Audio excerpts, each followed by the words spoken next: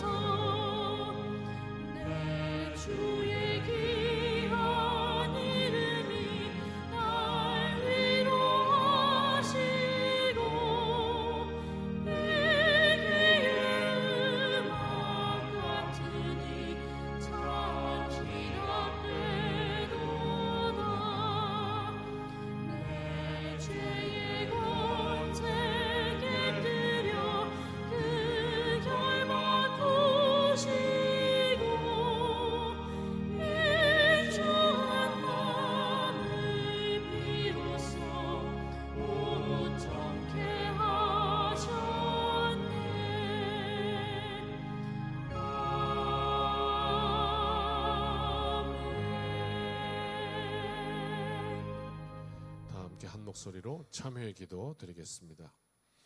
인류의 역사를 주관하시는 하나님, 저에게 이처럼 살기 좋은 나라를 허락하여 주신 것에 감사를 드립니다. 빼앗겼던 주권을 회복시키시고 경제를 살려주셔서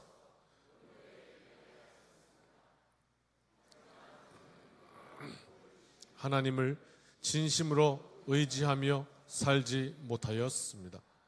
나라와 민족을 위하여 기도하는 일에 게을렀고 정의가 강물처럼 흐르는 사회를 만들기 위해 힘쓰지 않았습니다. 하나님을 먼저 믿은 성도로서 이 사회에서 빛과 소금의 역할을 감당하지도 못했습니다. 저희는 어리석어 지금껏 남과 북으로 갈라져 통일을 이루지 못한 채 갈등과 반목 속에서 살아가고 있습니다. 주님, 저를 긍휼히 여기사 용서하시고 모든 고통과 죄악에서 이 나라와 이 백성을 건져 주옵소서. 예수님의 이름으로 이 고백의 기도를 드립니다. 아멘. 죄사함의 말씀을 들으십시오. 주와 같은 신이 어디 있으리이까? 주께서는 죄악과 그 기업의 남은 자의 허물을 사유하시며 인애를 기뻐하심으로 진노를 오래 품지 아니하시나이다. 아멘.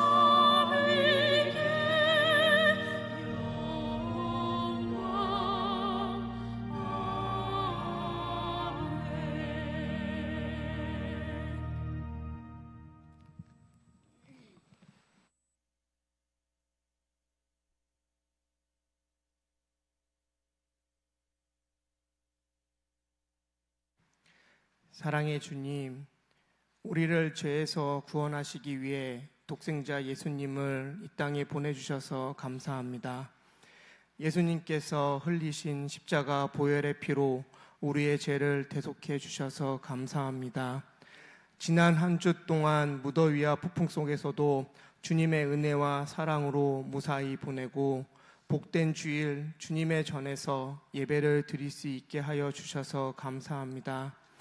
치유의 하나님, 현재 육신의 아픔을 가지고 병과 싸우고 계신 우리 성도님들을 지켜 보호해 주시고 주님의 손으로 어루만져 주셔서 하루속히 치료되어 주님의 전에서 다 같이 예배를 드릴 수 있도록 인도하여 주시옵소서.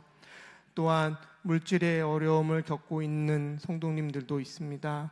이분들에게도 물질의 복을 허락하여 주시옵소서. 그리고 인간관계로 어려움이 있는 성도님들에게도 그 관계가 원활하게 해결될 수 있도록 인도하여 주시옵소서. 청암교회를 사랑하시는 주님, 이 청암교회를 통해 계획하시는 복음 전도 사역에 성령님 함께해 주셔서 주님이 주신 사명에 온전히 순종할 수 있도록 인도하여 주시옵소서. 현재 진행되고 있는 교육국 부서별 여름 행사에 주님 임재해 주셔서 주님의 사랑을 느끼고 만나는 구원의 역사를 이루어 주시옵소서. 이 나라, 이 민족을 사랑하시는 주님, 현재 이 나라에 처해 있는 태풍 피해 상황에 주님 임재해 주셔서 어려운 상황에 있는 사람들에게 주님의 사랑을 느낄 수 있도록 인도하여 주시옵소서. 오늘 담임 목사님께서 선포하시는 그 말씀 위에 기름 부어 주셔서 이 말씀을 듣고 깨닫게 하여 주시고 우리의 삶을 변화시켜 주시옵소서. 주님께 올려드리는 할렐루야 성가대의 향기로운 찬양을 받아 주시옵소서. 이 모든 말씀 살아계신 예수 그리스도 이름으로 기도드립니다. 아멘.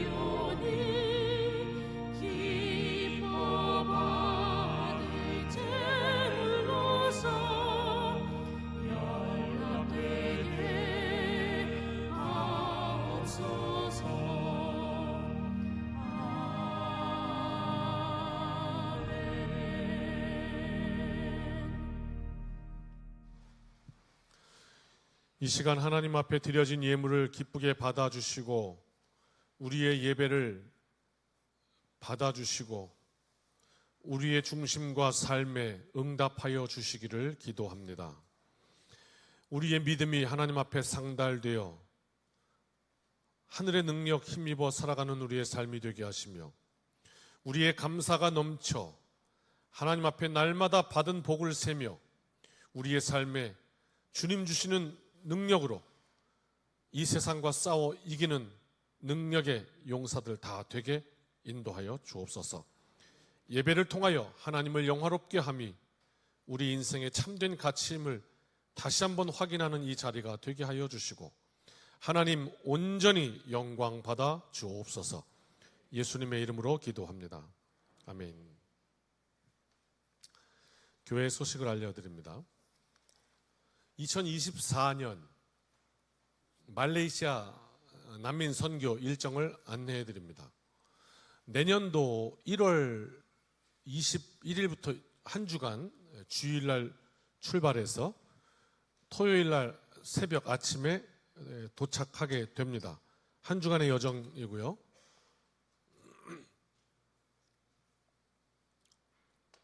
우리 교회와 또 말레이시아 난민 선교를 함께하고 있는 4교회 가운데 일산 신광교회가 있습니다. 그래서 그 신광교회와 우리 2교회가 연합하여 이제 떠나게 됩니다. 그래서 간략히 안내를 해드리면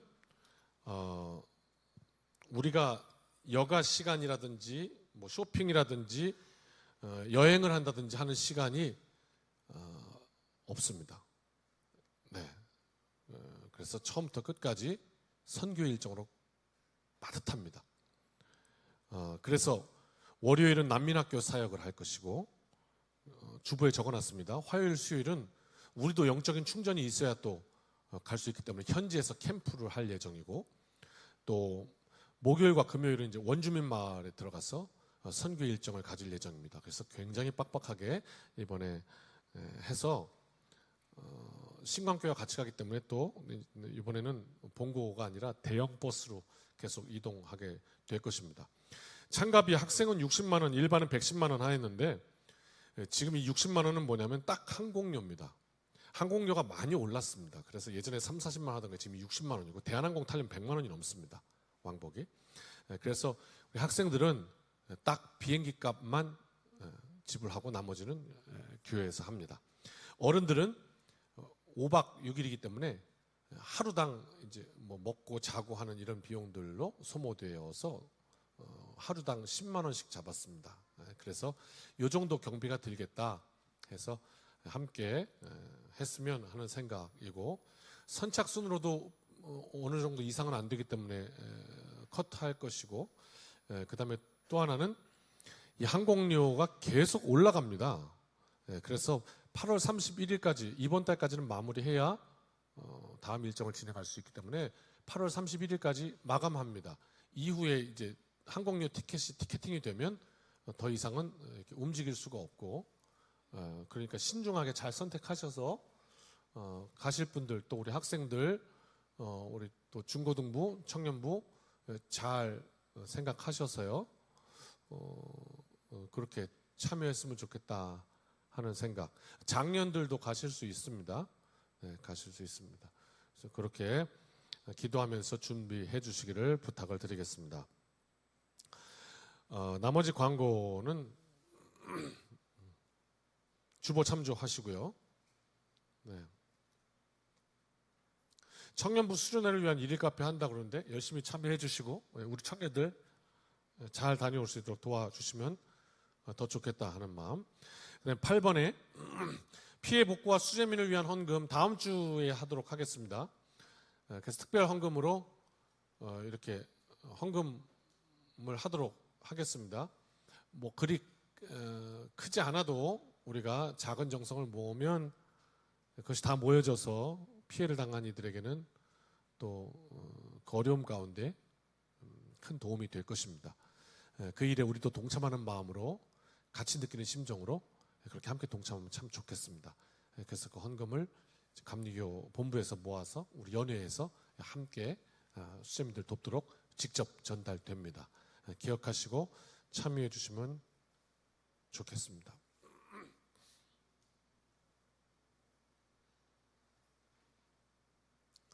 네, 앞으로 나오시죠. 우리 교회에 사역자 2분이 또 새로 오셨습니다. 그래서 소개를 해드리겠습니다.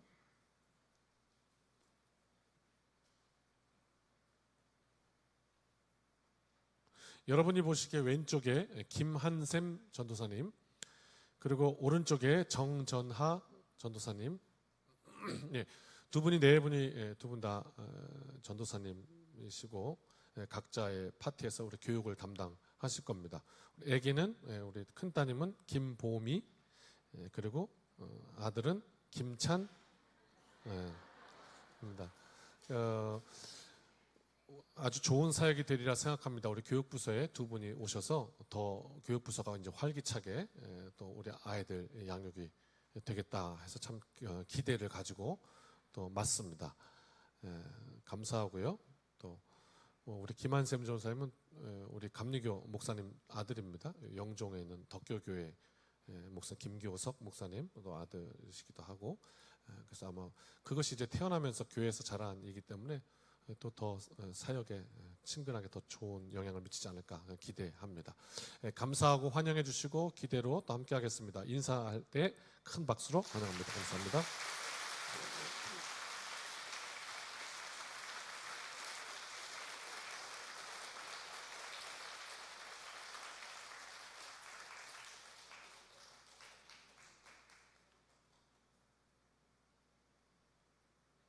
오늘 우리에게 주신 하나님 말씀 마태복음 17장 22절로 23절입니다. 다 일어나셔서 오늘은 한 목소리로 읽겠습니다. 시작. 갈릴리에 모일 때에 예수께서 제자들에게 이르시되 인자가 장차 사람들의 손에 넘겨져 죽임을 당하고 제3일에 살아나리라 하시니 제자들이 매우 근심하더라. 아멘. 자리에 앉으시겠습니다. 할렐루야 찬양대 찬양합니다.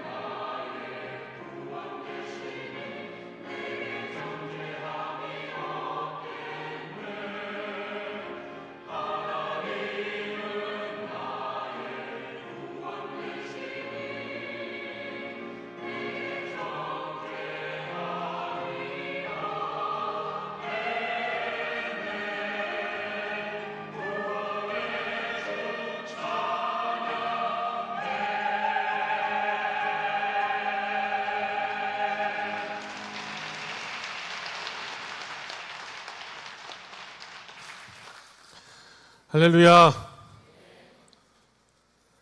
앞뒷분 인사합시다. 잘 오셨습니다. 주님의 날입니다.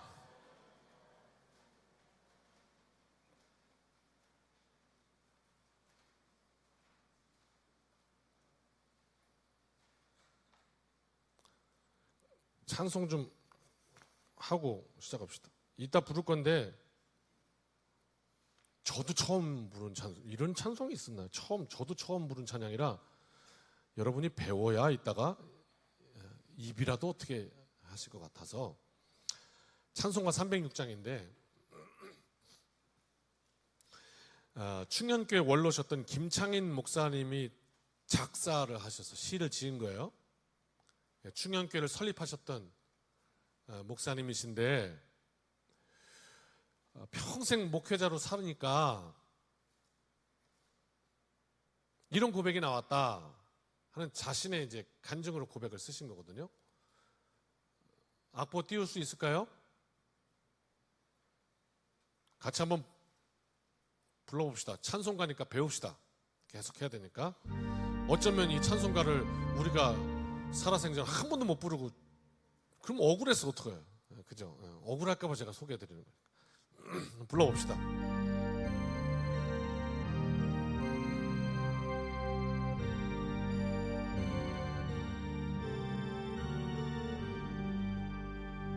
죽을 죄인 살려주신 그 신은혜 놀라워라. 십자가를 바라보며 눈물로써 감사하네. 감당 못할 그 신은혜 무엇으로 보답할까. 힘을 다해 봉사하고 생명 다해 충성하리. 병든 이 몸 고쳐주신 그 신사랑 고마워라. 능력의 주 바라보며 강건하게 살아가리.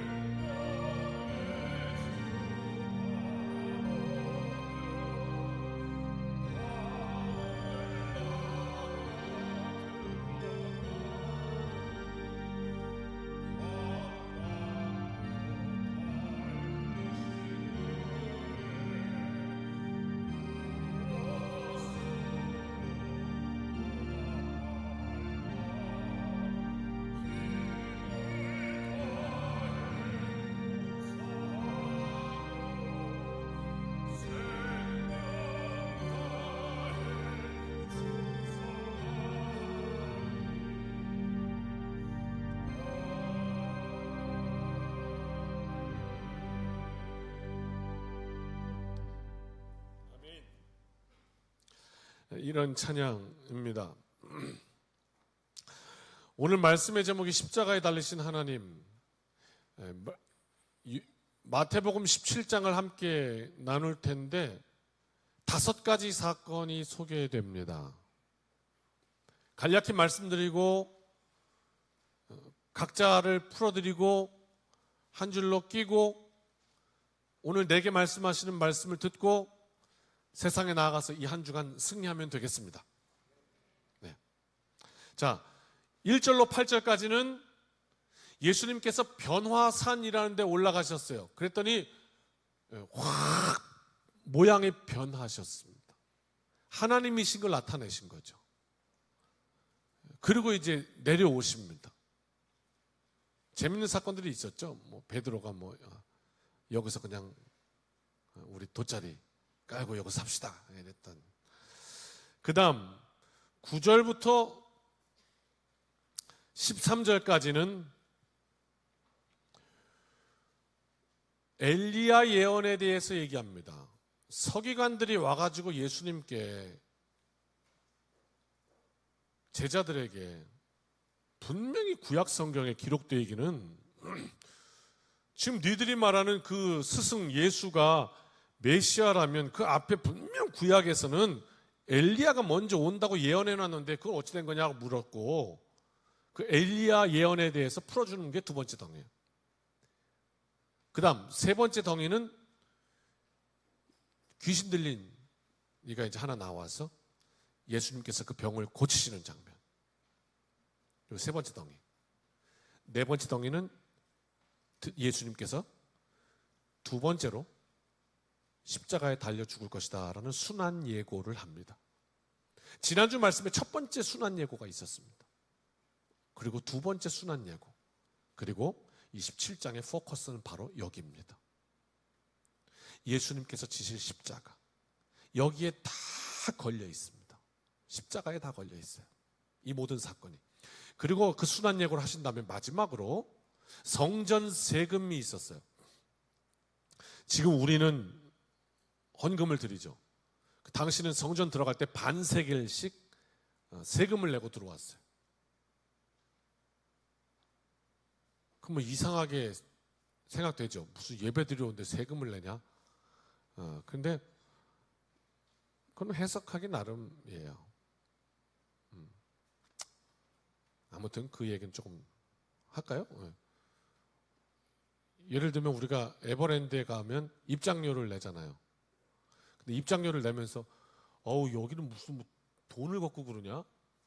그러세요? 아니면 당연하지 뭐 그러고 내세요? 네. 왜 당연하죠? 입장료를 받아야 에버랜드가 운영이 되지. 네. 아니면 그냥 동의하시면 그냥 이렇게 하시고, 아니면 그냥 죽은 듯이, 그러니까 졸린 거예요. 고개라도 끄덕끄덕하면 들어봐, 안 졸리지. 네. 그러니까 입장료를 받아야 운영이 되잖아요, 그죠? 직원들 월급도 줘야 되고 기계 고장나면 고쳐야 되고 그게 입장료 받아야 되지. 교회는요, 우리 성도들이 하나님 앞에 헌금하고 그 안에서 또 교회가 시설도 고치고 하면서 운영이 돼요, 그렇죠? 그러니까 우리는 그 성전세라는 것에 대해서 지금은 그런 시대가 아니기 때문에 이게 굉장히 부정적으로 느껴질 수도 있지만 당시는 그런 거 없었어요. 헌금은 물론 드리기도 하지만 뭐 그냥 소 잡아서 번제 드리고 양 잡아서 드리고 이렇게 했죠.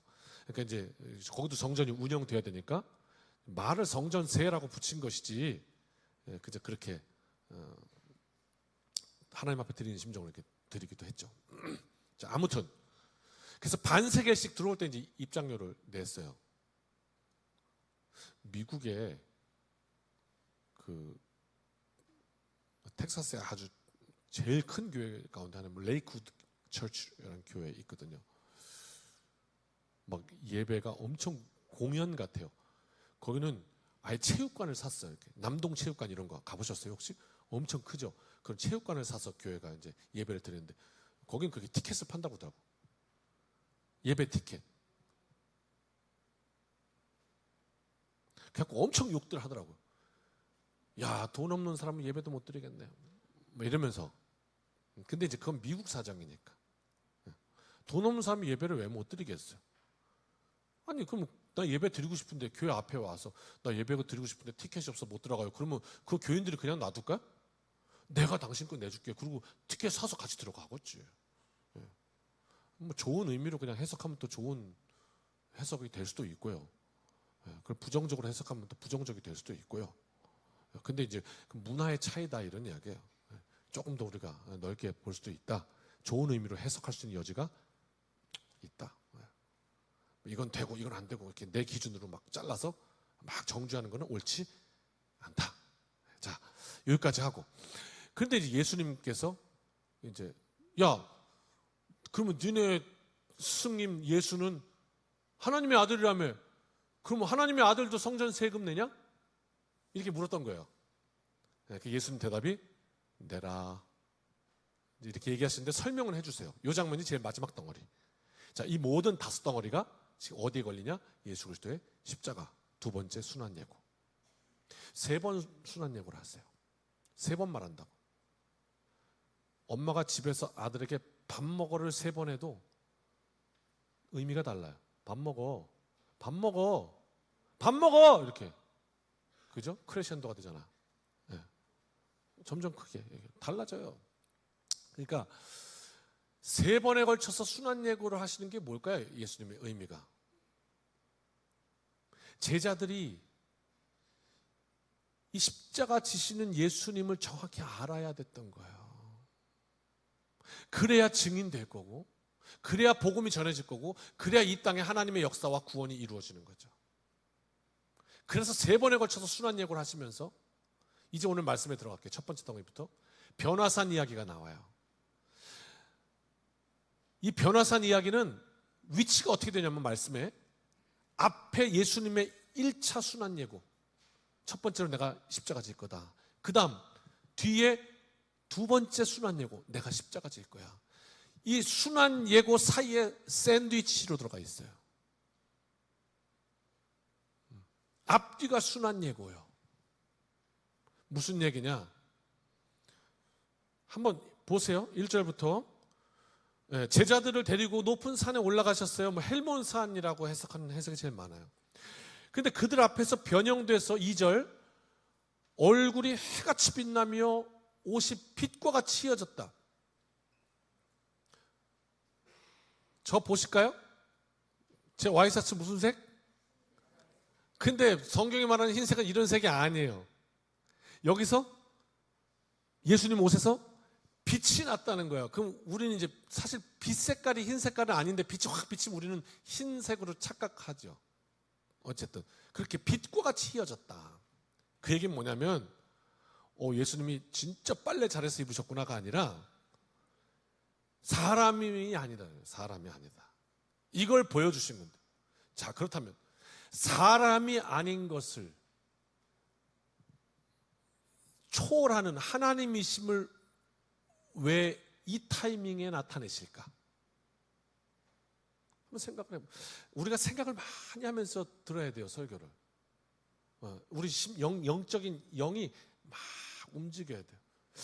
예수님은 왜 이 타이밍에 변화산에 오르셨고 변화되셨을까? 어떤 타이밍? 1차 순환 예고와 2차 순환 예고. 이 사이에. 왜겠어요? 지금 십자가에 달리시는 그분은 하나님이시다.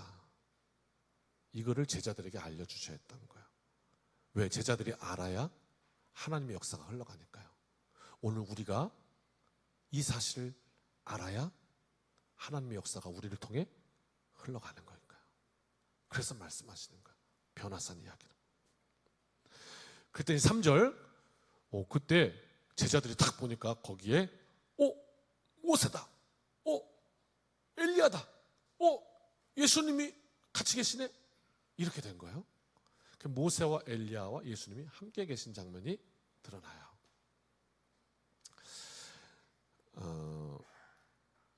모세인 줄 어떻게 알았을까? 제자들이 모세의 얼굴을 못 봤을 텐데. 초상화를 그리던 시대도 아니고 인터넷으로 사진이 돌지도 않았을 텐데 그런 생각할 수도 있죠. 근데 여러분은 누군가를 알아차릴 때 꼭 그와 대답을 해보고 내가 누굽니다라는 얘기를 듣고 그가 누군지를 아는가요? 그건 아니죠. 뭐 그냥 얘기하는 거 들어보다가 아, 저 사람이 그 사람이구나 이렇게 알기도 하죠. 뭐 그렇게 해서 궁금증은 풀렸습니다만 알게 된 거예요. 모세구나, 엘리야구나. 여러분, 이제 우리는 그냥 모세면 성경에 있는 수많은 인물들 가운데 그냥 뭐 괜찮은 사람 하나, 믿음의 사람 하나 이렇게 기억할지 모르지만 오늘 확실히 아세요? 모세는 성경에서는 그런 존재가 아니에요. 오늘 이 제자들 앞에 그리고 이스라엘 백성들 앞에 모세는요 그냥 가장 원탑이에요. 물론 그 전 아브라함이 있지만 아브라함이 약간 전설적인 인물이라면 모세는 실제적인 그냥 대장, 이민족을 이끌었던 이게 모세의 자리예요. 위치하는. 그 다음 엘리야라는 자리는 어떤 자리냐면 수많은 하나님의 말씀을 대언했던 하나님의 종들, 선지자, 예언자 중에 원탑이에요. 최고로 쳐요. 엘리야. 그런 의미예요. 그러니까 엘리야가 다시 올 거다라는 것은 그만큼 위대한 선지자가 올 것이다 이렇게 얘기했던 걸로 의미가 통한단 말이에요. 그러니까 지금 그 말로만 듣던 레전드들과 예수님이 지금 함께 얘기하고 계시구나. 이런 장면을 보여주시는 거예요. 즉 하나님의 역사가 그때부터 지금 계속 이어지는 연속성을 얘기해주고 있는데요. 무슨 얘기하셨을까? 그 세 명이 만나서 예수님께서 무슨 얘기하시냐면 십자가 질 거다라는 얘기를 하시는 거예요. 옛날부터 선지자들을 통해 예언자들을 통해 수도 없이 계속 예언되었던 그 일을 위해 내가 왔다. 그 이야기하고 계신 거예요. 그런데 재미있는 일이 일어나죠. 4절. 이 장면에 베드로가 나중에 천국에서 보면 너무 부끄러울 것 같아. 너무 부끄러울 것 같아. 이건 좀 하나님 성경에서 좀 빼주시지. 이럴 것 같아. 왜? 예수님은 지금 십자가 질 거 얘기하고 계시는데 베드로는 여기다 집 짓자는 거예요. 경치가 너무 좋아. 여기서 살고 싶어.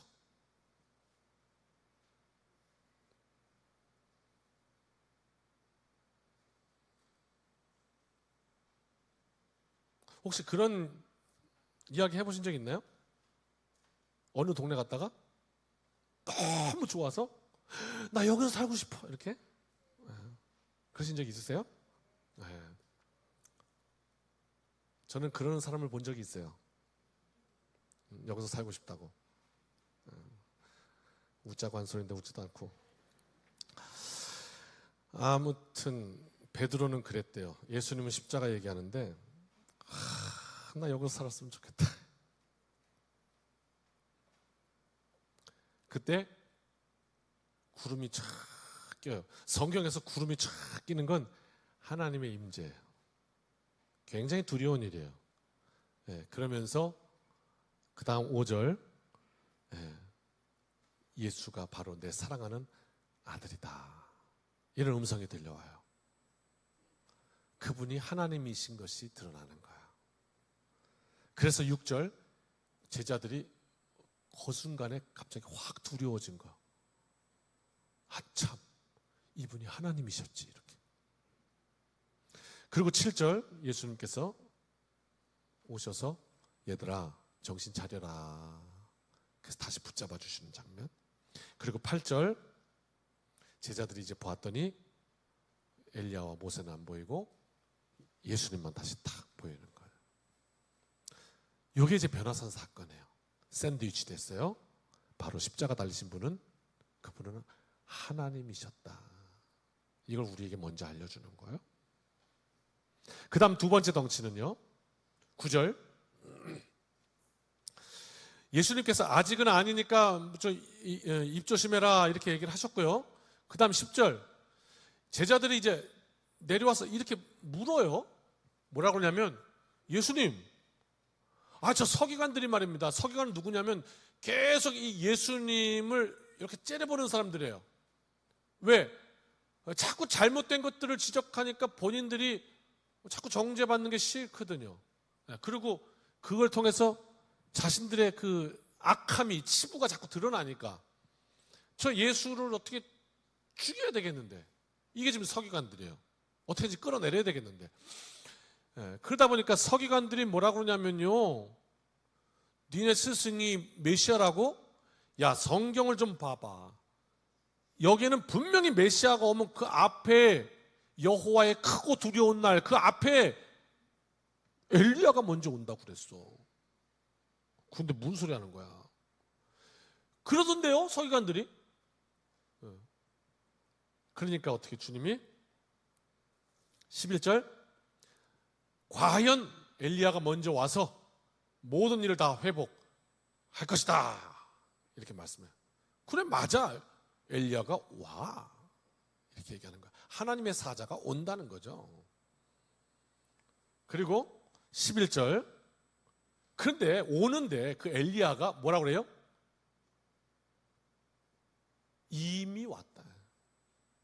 과거의 과거, 올 거다가 아니라 이미 왔는데 사람들이 알지 못했다. 그리고 임의로 대우했다.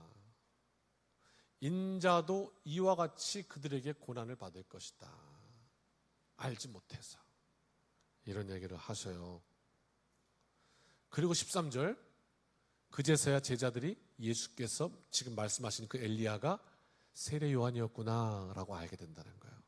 앞길을 예비한, 먼저 올 것이다, 주의 사자가 먼저 올 것이다. 아, 그게 세례 요한이었구나 라고 알게 된다는 거. 이 사건이 뭐냐면 말라기 4장 5절에 예언되었던 내용이에요. 같이 한번 읽어볼까요? 말라기서 4장 5절 6절까지 시작.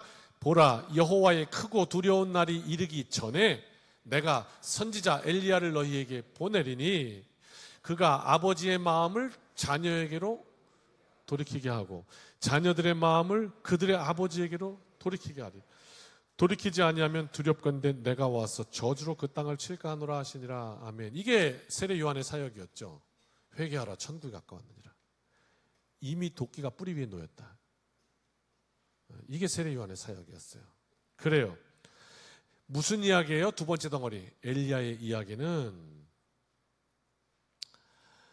십자가 지신 분이 하나님이시다라는 것을 변화선 사건이 알려주었고, 그리고 엘리야의 이야기를 한 것은 이것이 그냥 단발적인 예수 그리스도가 아니라 이미 구약에서부터 계속된 하나님의 섭리로 예비되었던 바로 그 하나님의 역사라는 연속성을 말해주고 있는 거예요.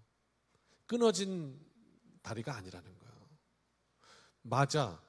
근데 지금 서기관들은 예수님이 아니라고 하려고 지금 자꾸 돌 던지려고 하는 건데, 아니야, 그것도 맞아. 근데 너희가 알지 못했지. 인자도 이와 같이 죽을 것이다. 이렇게 얘기하셔요. 이 시대에도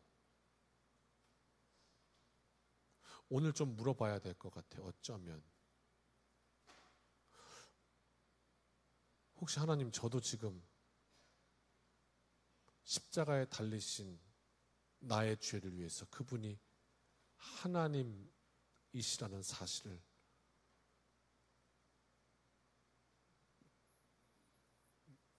믿음 없는 것이 아닙니까? 이렇게 물어봐야 할 것 같아요. 왜냐하면 성경이 우리에게 알려주는 바는 하나님께서 당신의 아들, 즉 하나님이 십자가에 달리셔서 그 값으로 나를 사셨다 했거든요.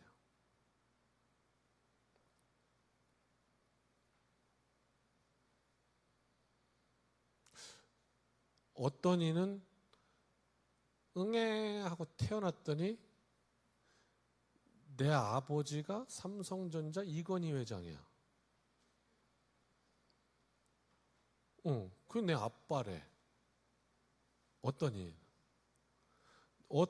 이는 응애 하고 태어났더니 우리 아버지가 목사래. 아니 뭐 그냥 우리 딸이 여기 있길래 딱 눈이 마주쳐서 그냥 얘기, 그냥 평범한 사람이래요.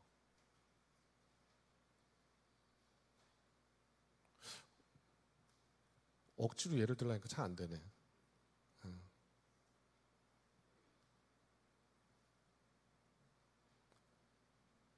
어떤 이는 내 인생은 왜 이 모양이냐 그러면서 평생을 땅이 꺼져라 후 한숨만 쉬고 살기도 하는가 하면,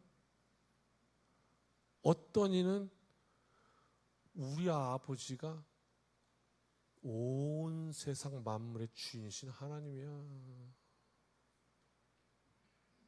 그 날마다 그냥 에너지가 넘치게 기쁨 가운데 일생을 살다가 마지막 호흡을 거두는 그 순간까지도 하나님 감사합니다, 나를 위해 영광의 찬송을 불러주십시오, 그러고 가는 인생도 있다. 참 희한하죠. 어떤 길을 갈 거냐는 내 몫이다, 내 분복이다. 자, 그런 의미인 거예요. 예수 그리스도의 십자가는. 그분은 하나님이시다.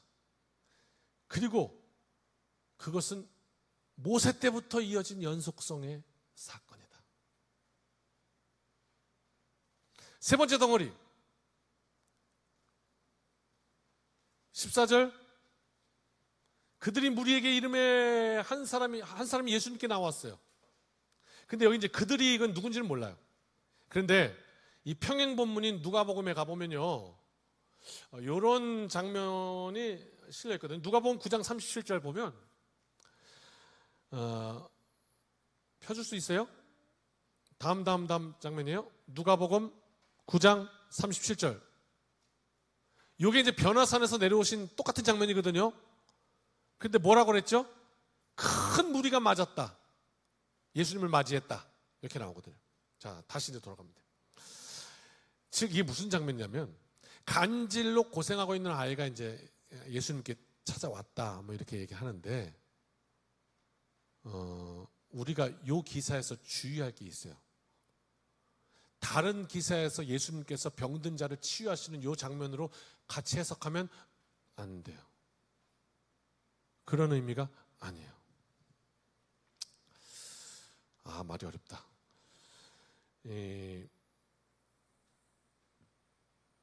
어떤 아이 하나를 데리고 와가지고 예수님 앞에 왔어요.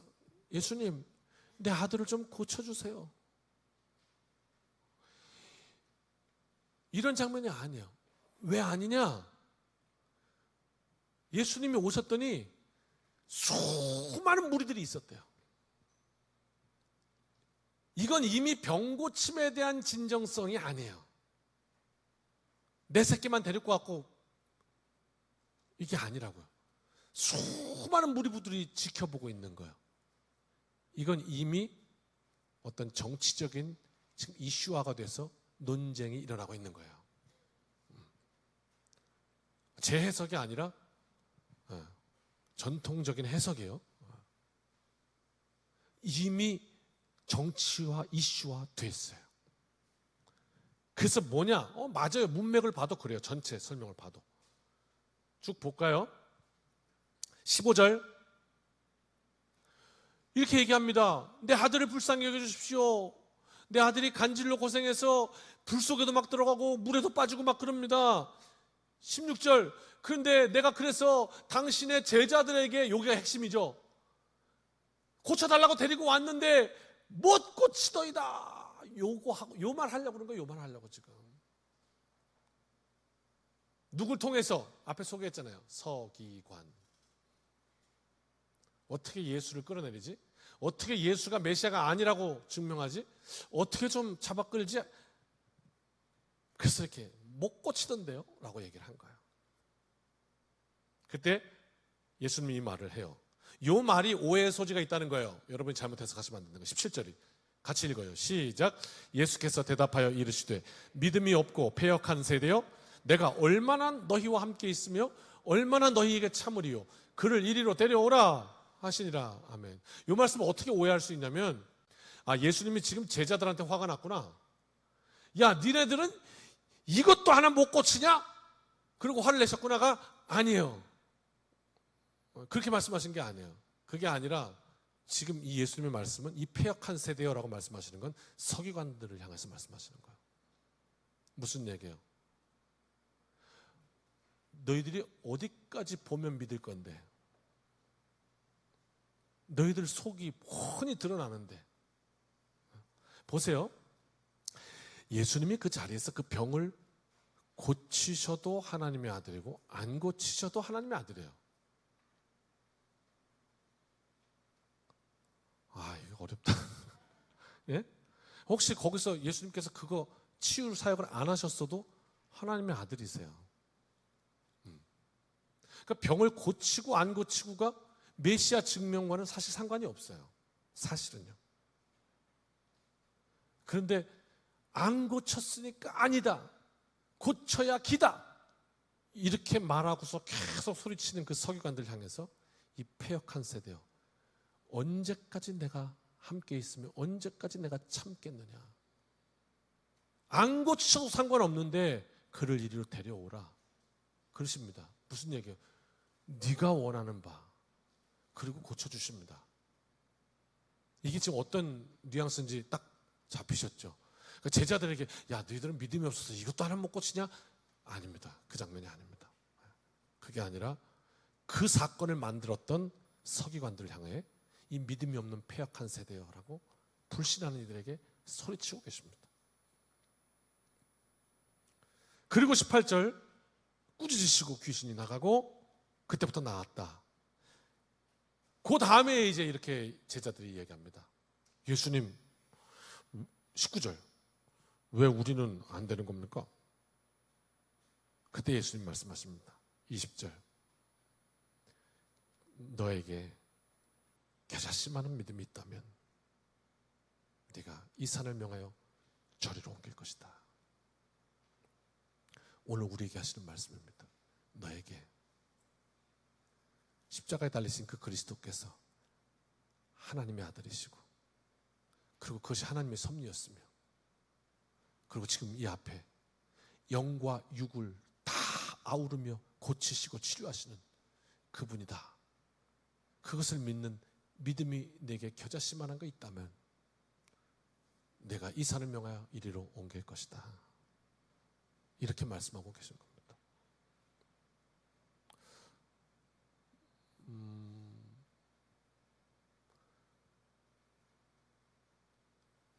어떤 한 소녀가 아이스링크에서 계속 엉덩방아를 찍고 있습니다. 아이고 아파, 아이고 아파. 근데 또 일어나서 또 타고 스케이트를 계속 탑니다. 아이고 아파. 그래도 나는 잘 타는 사람이 될 테야. 아이고 아파. 그러다가 그는 김연아가 되었답니다. 성경에는 이런 말씀도 있습니다. 내 시작은 미약하였으나 내 나중은 심히 창대하리라. 전제 조건이 무엇입니까? 믿음입니다. 어떤 믿음입니까? 살아계신 하나님께서 나를 위하여 이 땅에 오셨고 친히 죽으심으로 그 대가로 나를 사신 나는 그런 존재다. 그리고 내게 그 하나님의 일을 맡기셨다. 이 믿음이 있으면 내 인생을 통해서 산을 옮길 거라고 말씀하십니다. 이것이 세 번째 덩이의 말씀입니다. 그리고 네 번째 덩이, 오늘 우리가 읽은 말씀입니다. 다시 한번 읽겠습니다. 이 말씀은 여기에 포커스가 있습니다. 22절 시작. 갈릴리에 모일 때에 예수께서 제자들에게 이르시되 인자가 장차 사람들의 손에 넘겨져 죽임을 당하고 제3일에 살아나리라 하시니 제자들이 매우 근심하더라. 아멘. 아직도 이해 못했죠, 제자들은. 그래서 계속 말씀하시는 겁니다. 제자들이 이해해야, 깨달아야 세상에 나가 하나님의 사역을 하니까 오늘 우리에게도 말씀하시는 겁니다. 그래서 1차, 2차, 3차 계속 중간중간에 그분이 하나님의 아들이심을 계속 나타내시면서 목사 입을 통해 계속 증거하게 하시면서 들리게 하시면서 말씀하시는 겁니다. 십자가와 부활이 무엇인지. 그리고 마지막 다섯째 덩어리, 마지막 덩어리 성전 세금에 대해서 말씀하시는데 이것도 한번 봅시다. 24절 반세겔씩 받았다고요. 입장료를, 성전 입장료를. 그래서 그걸로 성전 운영했죠. 그랬더니 또 시비 걸어. 뭐라고? 야, 니들이 모시는 예수님은 성전의 주인이라며, 하나님의 아들이라며, 그럼 성전 세금 안 내겠네? 내냐? 이렇게 물은 거예요. 그랬더니 25절에 베드로가 낸다, 내. 예수님한테 묻지도 않고 낸다, 내. 이러고 덥석 대답을 해버렸어요. 예수님이 내냐고 물었는데 자기가 대답을 해버렸어요. 그래요, 지금. 그러고 나서 집에 들어갔어요. 근데 참 말씀 재밌죠. 예수께서 먼저 이르시되, 무슨 얘기야? 베드로가 먼저 말한 게 아니에요. 예수님, 저기요, 오늘 성전세금 낸다고 했는데 제가 낸다, 네. 그런데 내실 거 맞죠? 이렇게 물은 게 아니라 예수님이 먼저 그 말씀을 끊었어요. 다 알고 계신 거예요. 그러면서 시몬아, 네 생각은 어떠냐? 이러면서 가을차기 뚱딴지 같이 그 얘기를 하시는데 참 재밌죠? 이런 얘기를 하는 거예요. 세상 임금들이 누구한테 세금 받냐? 아들한테 받냐? 국민들한테 받냐? 이렇게 물으신 거예요. 이게 잘 안 오시죠? 네. 조금 더 쉽게 얘기해 볼게요. 제가 돈이 많아가지고 에버랜드를 그냥 사버렸어. 그래서 에버랜드를 만들었어요. 그럼 이제 입장료를 받아야 될 거 아니에요. 그럼 제가 입장료를 제 딸한테 받겠어요? 아내한테 받겠어요? 가족들한테 받겠어요? 아니면 다른 일반 사람들한테 받겠어요? 그럼 뭐 말이라고. 그런 얘기라고 지금. 임금이 자기 아들한테 세금 받겠냐? 국민들한테 받겠냐? 무슨 얘기죠? 예수님은 성전의 주인. 근데 예수님이 세금 내는 게 맞냐? 이상한 일이냐? 이상한 일이지. 이렇게 설명을 해주시는 거예요. 낼 이유는 없다는 거예요. 왜? 주인이니까. 그런데 베드로가, 그래서 26절, 그 베드로가 대답해서 타인에게 받는 겁니다. 이렇게 얘기하니까 예수님께서 또 말씀하시죠. 그래, 그렇다면 아들은 세금을 면할 것이다. 나는 낼 필요는 없다. 베드로 되게 난처했겠죠. 왜? 낸다고 그랬거든. 난처했어요. 그런데 예수님이 참 배려도 많으셔. 27절에 이렇게 말씀하셨어요. 그러나 내자. 네가 낸다고 그랬으니까 내자. 이건 아니고 무엇을 위해 내요? 한번 읽어봐요. 시작. 그러나 우리가 그들이 실족하지 않게 하기 위하여 내가 바다에 가서 낚시를 던져 먼저 오르는 고기를 가져 입을 열면 돈 한 세겔을 얻을 것이니 가져다가 나와 너를 위하여 주라. 예수님이 내는 이유는 낼 필요는 없어요. 왜? 주인이니까. 그러나 그들이 실족하지 않기 위하여 내라. 배려하셨어요. 그들이 예수님을 못 알아봐요. 주인인 걸 못 알아봐요. 하나님의 아들인 걸 못 알아봐요. 믿음이 없어서 못 알아봐요. 그래갖고 세금을 내라는 거예요. 그랬더니 내요. 그들이 혹시 실족할까 봐. 그러면서도 야, 너 주머니 뒤지니까 여기 한 세겔 있다. 자, 이거 가져 내라. 이렇게 말씀 안 하시고 낚시를 해서 물고기를 보면 한 세겔 얻을 것이다. 세금은 반 세겔이니까 네 거랑 내 거랑 두 개 되면 된다. 이렇게 말씀하셨어요. 방법은 신비한 방법을 쓰셔서 하나님의 아들이심을, 그 세금은 하늘로부터 오는 것임을 또한 알려주세요. 이게 마지막 장면이에요. 자, 네 번째 토막이 중심이라고 했어요. 십자가 순환 2차 예고. 그래서 앞에서부터 그분은 하나님이시다. 변화사에 나타내시고 이 사역은 모세 때부터 연결되어 있는 사역이다. 연속성을 나타내시고 치유한 자를 고치시면서 이 패역한 세대에 너희가 언제까지 믿지 않겠느냐라고 꾸짖으시면서 믿음에 관해서 믿음이 있다면 이 땅에서 산도 옮긴다라고 말씀하시면서 영과 육을 다 치료하시는 하나님이심을 드러내시고 그리고 내가 십자가 진다 말씀하시고 마지막 그 믿음 가진 자들이 어떻게 사느냐 이렇게 배려로 살자. 실족하지 않기 위하여 이렇게 전하는 복음을 전하는 이 삶을 살자 이렇게 말씀하십니다. 이것이 17장의 내용입니다. 정리됐죠? 네, 감사합니다.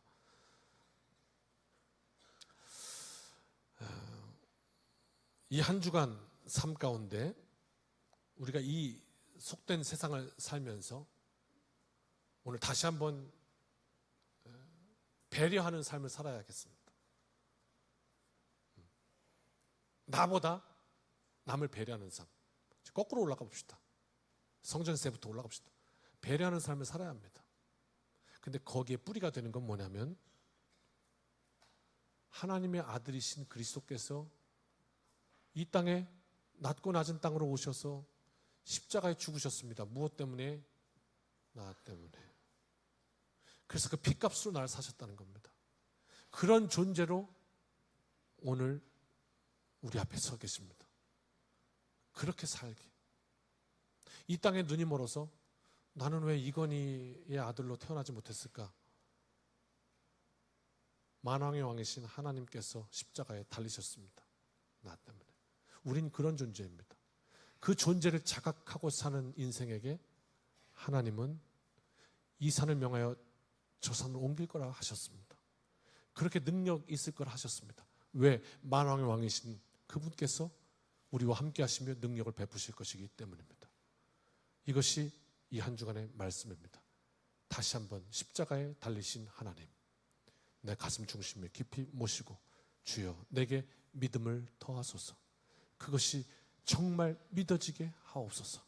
그래서 그 믿음이 실제적인 내 삶의 능력이 되게 하옵소서. 그래서 그것이 내가 배려하며 살아야 하는 이유가 되게 하옵소서. 이것이 한 주간의 기도가 되어야 할 겁니다. 어떤 이가 얘기를 하는데 아이에게 이렇게 꾸짖더라고요. 어떤 부모가. 야, 너는 왜 이렇게 눈치를 보니? 그렇게 애가 이러더라고. 꾸짖더라고. 결국 내가 그 부모를 꾸짖었어요. 사람이면 눈치를 보고 살아야지. 그게 마땅하지. 제가 지금 얼마나 눈치 보는지 아세요? 왜? 설교를 잘 했다고 생각하는데 착각이요. 왜? 주중에 들어보면 지역장님 통해서 누구 통해서 아이고 이번에 누구 권사님이 목사님이 이번 주 설교에 시험 들었대요. 그 내가 엄청 눈치 보지. 혹시나 실수할까 봐. 사람이면 눈치 보고 살아야지. 근데 좀 고상한 말로 해주면 안 돼요? 왜 그냥 눈치를 보니? 하지 말고 참 당신은 배려가 많으시군요. 이렇게 고상하게 얘기할 수도 있잖아요. 그렇잖아요. 나 혼자 사는 세상 아니잖아요. 눈치 봐야죠. 그럼 배려해야죠. 상대방이 더 중요하지 나보다. 우리가 그리스도인으로서 왜 그렇게 살아야 하는가? 만왕의 왕이신 하나님께서 내 아버지시니까 그렇게 하나님의 뜻을 이루는 삶을 살기 위해서 내가 그럼 그 정도 해야지. 근데 그 삶이 진짜 하나님이 은혜 주시고 복 주는 삶이다. 그게 우리 삶 속에서 써내려져 가는 거죠. 이 한 주간도 멋있게 사시기를 주님의 이름으로 축원합니다. 다시 한번 우리 마음의 고백으로 결단 찬송 아까 한번 불렀죠? 다시 한번 부를 건데요. 우리의 고백으로 한번 불렀으면 좋겠습니다.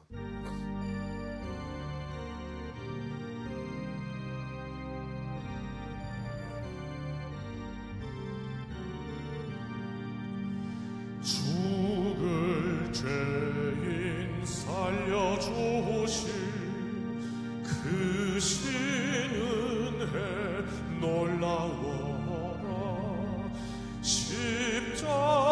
십자가를 바라보며 눈물로써 감사하네. 감당 못할 그 신은혜 무엇으로 보답할까. 힘을 다해 봉사하고 생명 다해 충성하리. 병든 이 몸 고쳐주신 그 신사랑 고마워라. 능력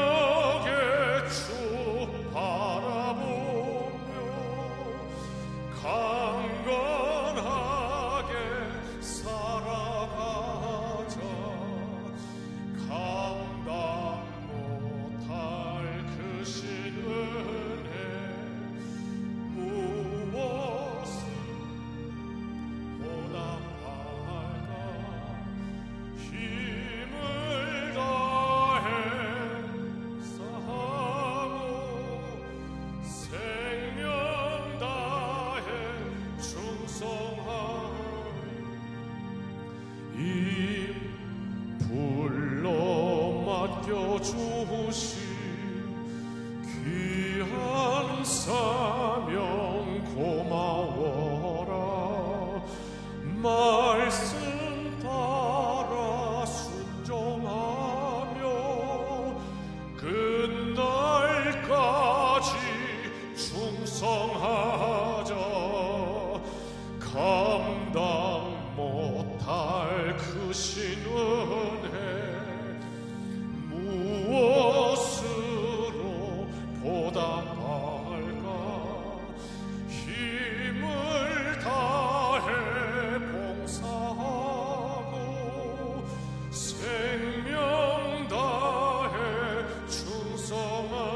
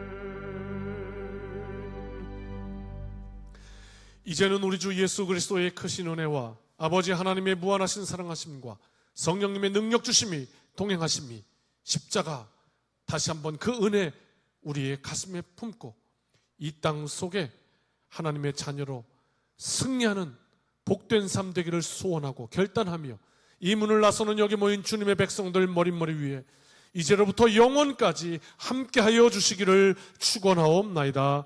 아멘.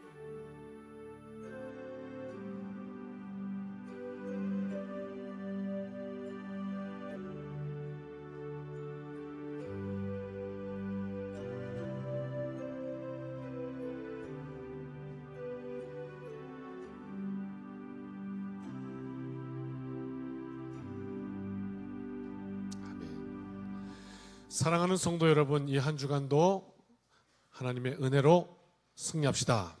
아멘.